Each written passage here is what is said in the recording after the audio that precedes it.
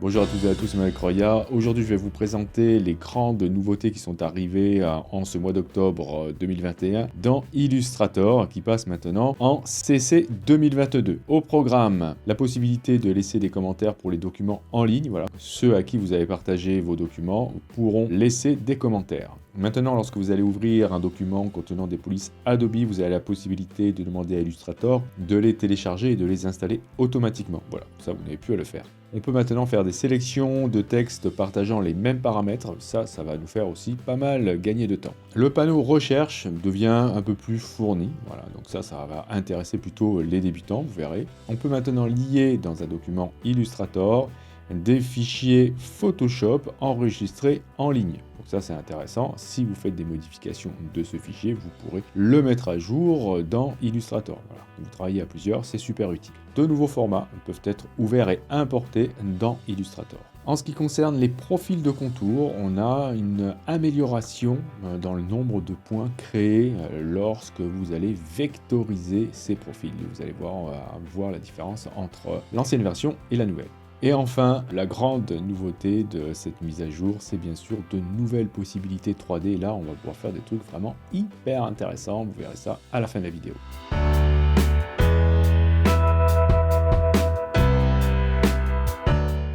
On va commencer par la possibilité, comme dans Photoshop et dans XD entre autres, de commenter les documents que l'on partage en ligne à partir du moment où vous avez communiqué le lien de ce document en ligne.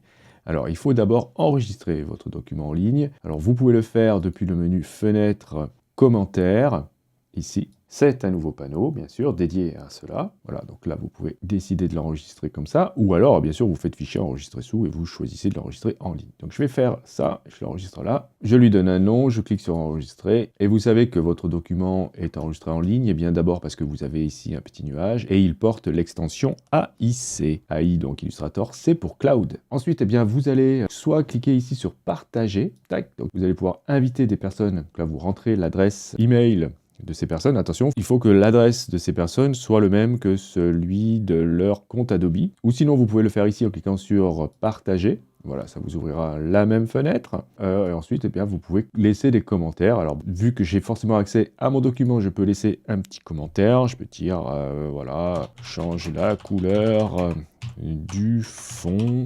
Voilà, par exemple, je valide, tac, et je vais avoir, au bout d'un petit moment, un message qui va apparaître là, tac, et je pourrais décider, en tant que propriétaire, de cliquer sur votre petit point et de dire que je modifie ce document, ou même que je le supprime. Ensuite, qu'est-ce que vous allez faire? Si vous êtes, vous, le propriétaire, que vous avez reçu ce message, vous pouvez cliquer sur répondre, si vous souhaitez répondre. Donc vous allez laisser un message, ok, et ensuite, vous pourrez décider, dans le message, de mentionner quelqu'un en cliquant là. Voilà, tac, vous allez pouvoir mentionner une personne, si vous êtes à plusieurs. Voilà, une fois que vous pensez que vous avez résolu le problème, vous pouvez cliquer ici pour dire que voilà, c'est résolu, et hop, les commentaires disparaissent. Voilà, c'est la même chose qui est arrivé dans Photoshop, et on a aussi ça depuis pas mal de temps dans XD, entre autres. En ce qui concerne les polices de caractère, si vous ouvrez un document qui contient des polices qui proviennent du site Adobe Font, eh bien celles-ci seront automatiquement téléchargées et installées sur votre ordinateur. Il va falloir tout de même activer cette option qui n'est pas activée par défaut. Par exemple ici, si je vais dans le volet impression, par exemple que je sélectionne ce modèle, qui est gratuit au passage. Je vais cliquer sur télécharger, ça provient d'Adobe Stock. Je vais cliquer sur ouvrir, et comme l'option n'est pas activée, j'ai ce message qui me dit qu'il y a des polices qui sont manquantes et qu'elles sont disponibles sur le site Adobe Font. Libre à moi de remplacer les polices par d'autres polices ou bien d'activer ces dernières polices qui seront automatiquement téléchargées et installées sur mon ordi. Donc ça, c'est l'ancienne façon de faire. Vous allez avoir ce petit message qui va arriver pour vous dire que vous pouvez, si vous préférez, activer l'activation automatique des polices qui proviennent d'Adobe Font. Alors ce paramètre, vous allez le trouver dans les préférences gestion des fichiers. Alors je vais cliquer ici pour l'activer automatiquement et je vais me rendre dans les préférences CTRL-K ou commande K. Et dans gestion des fichiers, ici, vous pouvez cocher activation automatique des polices Adobe. Voilà. Donc c'est à vous de voir si vous préférez que ça se fasse automatiquement ou non. La commande identique dans le menu sélection va vous permettre de faire des sélections de caractères qui partagent les mêmes paramètres. Donc comment ça fonctionne? Vous devez d'abord sélectionner un texte, vous allez ensuite dans le menu sélection, identique, et là vous avez au niveau de texte la possibilité de sélectionner tous les textes qui partagent la même famille de police. Si je clique ici, tac, voilà, je vais sélectionner tout ça d'un coup, ce qui me permettra facilement de changer, si je veux, la famille de police ou la fonte, etc. Vous pouvez aussi sélectionner les familles et styles de police, les familles, styles et tailles de police, identiques. Donc tenez, tac, là, c'est la seule. C'est le seul texte qui a la même taille avec cette famille de police. Et vous pourrez aussi sélectionner ceux qui partagent la même couleur de fond, ceux qui partagent la même couleur de contour, ceux qui partagent à la fois la même couleur de contour et de fond. Donc ça va vous permettre de gagner du temps lorsque vous aurez besoin de changer à la volée plusieurs textes qui partagent certains paramètres. Alors, si vous êtes débutant avec Illustrator, vous avez à droite de la barre de menu, là, la possibilité de faire des recherches. Donc là, vous allez trouver, donc c'est écrit, des outils, des conseils, etc. Donc là, vous avez des suggestions qui vont arriver, vous avez la possibilité de voir des tutos ou les nouveautés de la version que vous utilisez actuellement. Vous avez des liens de ressources. Donc très intéressant, des plugins, vous allez pouvoir aller sur Adobe Stock pour aller chercher des images, des ressources, vous avez des polices et vous aurez là accès à des lives de chez Adobe. Bien, alors voilà, ça c'est intéressant, mais ce qui est intéressant aussi, quand vous êtes un peu paumé, vous pouvez ici faire des recherches. Par exemple, vous ne vous rappelez plus où se trouve le crayon, l'outil crayon. Vous tapez crayon, voilà, vous n'êtes même pas obligé de taper tout. Vous allez ici avoir, il suffira de passer le curseur sur le mot outil crayon et hop, on va vous indiquer où il se trouve dans la barre des outils et vous aurez bien sûr d'autres choses. Donc voilà, très utile, on a déjà ça dans Photoshop et ça peut faire gagner du temps, surtout lorsqu'on est débutant. Alors on va pouvoir maintenant importer et lier des documents Photoshop enregistrés en ligne. Vous faites donc fichier importer. Vous allez cliquer sur ouvrir le document en ligne. Et là vous aurez la liste des fichiers Photoshop que vous avez enregistrés en ligne. Et notez que lorsque vous sélectionnez un fichier, automatiquement l'option lier est cochée. Donc ici, si j'importe ça, si je le modifie dans Photoshop, voilà, je peux dire par exemple, allez, je vais faire juste quelque chose par-dessus tout ça, teinte de saturation, on va changer la couleur vite fait. Ok, je l'enregistre, fichier enregistré, donc depuis Photoshop. Je l'enregistre en ligne, bien sûr, donc vous voyez c'est un PSDC, donc C comme tout à l'heure pour Cloud.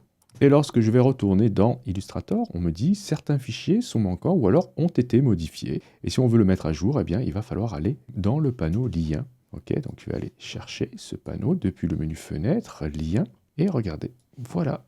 Là, je peux mettre à jour ce document en cliquant ici sur cette icône. Et voilà, il est à jour maintenant.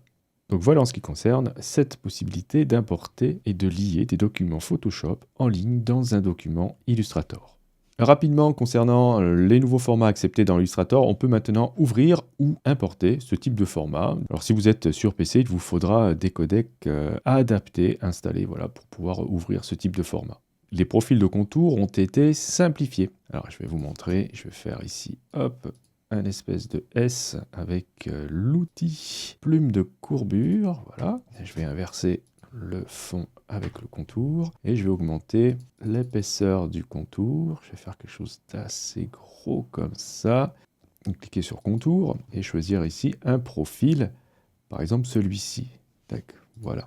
Je vais faire objet, tracer, vectoriser le contour. Et voilà, je me retrouve avec un tracé simplifié comparé à ce qu'on aurait pu avoir avec l'ancienne version. Voilà, je vous montre ce que j'ai obtenu avec l'ancienne version, c'est ça. Et maintenant, c'est ça. On se retrouve donc maintenant avec moins de points une fois qu'on a appliqué et vectorisé un profil de contour. Bien, nous allons voir maintenant la grosse nouveauté de cette mise à jour d'octobre 2021 de Illustrator. C'est de nouvelles possibilités 3D. Vous avez, alors je vais le chercher dans le menu fenêtre, un panneau 3D et matière maintenant. Voilà, ici. Et lorsque vous allez dans les effets, vous avez ici 3D et matière aussi. Avec, voilà, tout ça, c'est nouveau au début. Extrusion et biseau, révolution, dilatation, rotation, matière. Et on va retrouver ce qui existait avant là dans le sous-menu 3D classique. Bien, dans ce panneau, on va pouvoir à la fois modifier les objets, appliquer des matières, modifier l'éclairage et faire un rendu. Notez que c'est classé en aperçu de la technologie, c'est-à-dire que ce n'est pas encore fini. En fonction des retours des utilisateurs, des choses vont être améliorées, des choses vont être ajoutées. Voilà, donc sachez que c'est en cours d'élaboration et ce n'est pas du tout terminé. Donc, je vais vous montrer ici le type de 3D plan. Donc, comme son nom l'indique, ce sera quelque chose de plat. Donc, je vais faire ici, allez, un truc très simple, un rectangle avec un trou dedans. Et je vais cliquer sur plan. Là, j'ai la possibilité de faire des rotations, bien sûr, mais je vais retrouver des paramètres prédéfinis. J'ai les rotations ici personnalisées, avant, arrière, gauche, droite, etc. Ok, sinon je peux directement modifier avec les curseurs ici la rotation en fonction des axes, ou bien tourner directement dans la vue avec le petit widget ici que vous avez là. Ok, donc là, bon, c'est pas très intéressant, c'est juste un plan que l'on fait tourner. Vous pouvez passer d'un type de 3D à un autre, tout simplement en cliquant sur l'icône correspondante. Par exemple ici, extrusion, donc je vais cliquer là, tac, et là, ça va commencer à devenir un peu plus intéressant. Je vais pouvoir modifier la profondeur, voilà. Je vais pouvoir déterminer si l'extrémité, en tout cas, est fermée, si la forme est fermée ou pas. Donc là, vous voyez, tac, elle est ouverte. Là, elle est fermée. Je vais peut-être la tourner dans l'autre sens pour qu'on puisse mieux la voir. Donc je vais aller chercher, hop, tout en bas, rotation. Voilà, comme ça peut-être. Et on va voir les biseaux. Donc il faut activer le biseau. Tac, vous avez des types de biseaux ici, classique, arrondi, etc. Et vous pouvez modifier la largeur du biseau, la hauteur, la répétition, c'est-à-dire que vous allez pouvoir ajouter plusieurs biseaux. Voilà, comme ça. Vous voyez, ça fait quelque chose d'assez intéressant. Et ensuite, on va pouvoir modifier l'éclairage. Je vous montrerai la matière après. Donc l'éclairage, ça se trouve ici. Vous avez des paramètres prédéfinis de l'éclairage. Standard, diffusion, haut gauche, droite, comme ceci. Et ensuite, vous pouvez modifier la couleur de l'éclairage si vous le souhaitez. Vous pouvez modifier l'intensité, vous pouvez faire des rotations de l'éclairage, modifier la hauteur, faire en sorte que cet éclairage soit plus ou moins dur. Donc ça va agir sur la qualité de l'ombre. Modifier aussi la lumière ambiante, vous pouvez ne pas en mettre, donc vous aurez du coup des ombres très sombres. Et si vous souhaitez, vous pouvez aussi modifier l'intensité de cette lumière ambiante. Si vous cochez ton foncé, vous allez en fait activer les ombres. Voilà, donc vous pouvez définir que les ombres sont placées juste derrière ou bien sous l'objet. Voilà, donc ça va dépendre de la façon dont vous souhaitez éclairer votre objet. Et ensuite, bien sûr, vous pourrez à nouveau remodifier la rotation, voilà, de l'éclairage pour l'adapter à ce nouveau paramètre. Si les ombres sont pas affichées dans leur globalité, vous pouvez, avec le paramètre, ici limite de l'ombre, augmenter, voilà, la limite. Attention, ça va que jusqu'à 400%, et en fonction de la taille de votre objet, eh bien, il se peut que vous ne puissiez pas voir l'entièreté de votre ombre. Donc je vais diminuer un petit peu la taille de l'objet, et voilà. Ensuite, on pourra faire un rendu, mais on verra ça tout à l'heure. Donc, je vais vous parler des matières avec un autre type d'objet, plutôt avec révolution. Alors, pour faire quelque chose d'intéressant, on va essayer de prendre la plume plutôt. Donc, je vais prendre la plume de courbure et je vais essayer de faire un profil de vase.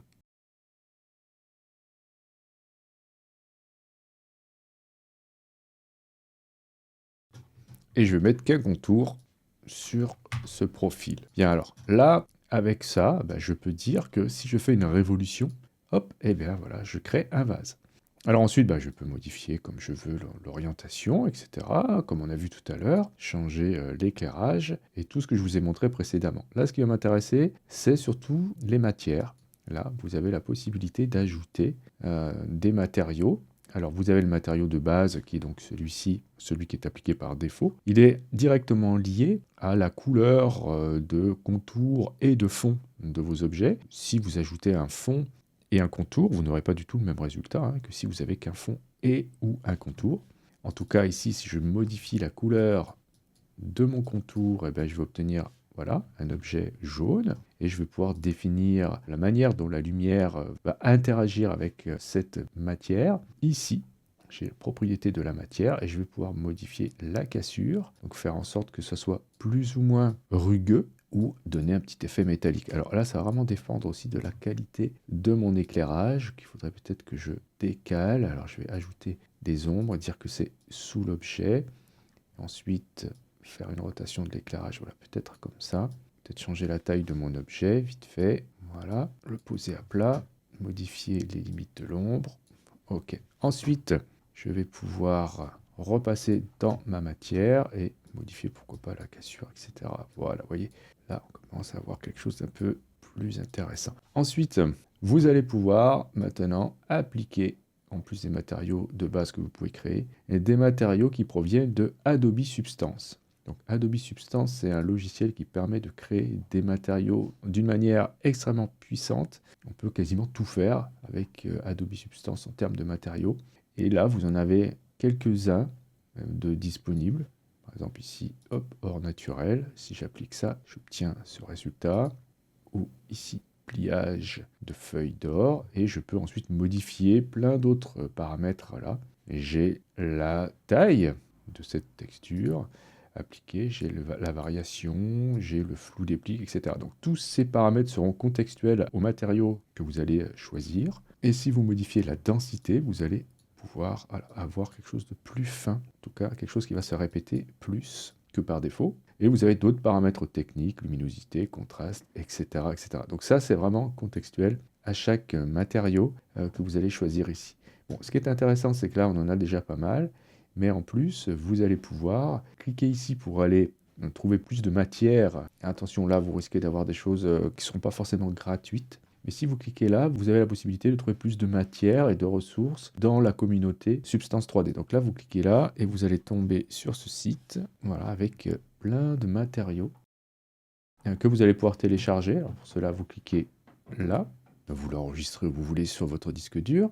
Et ensuite, vous pouvez cliquer sur le petit plus et aller chercher cette matière. C'est un point SBSAR. Et ensuite, vous allez retrouver vos matériaux téléchargés ici, dans vos matières. Quand vous avez paramétré votre objet 3D, que vous lui avez appliqué de la matière, que vous avez placé votre éclairage, vous allez pouvoir ensuite passer au rendu en vous rendant là. Vous cliquez sur cette icône-là. Alors avant de le faire, vous pouvez cliquer sur la petite flèche pour aller voir les paramètres prédéfinis qui existent. Donc je vais l'activer. Là, vous avez la qualité du lancer de rayon, donc pour le rendu. Et vous avez faible, moyenne et élevé, la possibilité d'avoir une réduction du bruit ou rendre sous forme de vecteur. Donc l'apparence sera indépendante de la résolution. C'est intéressant car vous pourrez du coup agrandir votre document sans perte.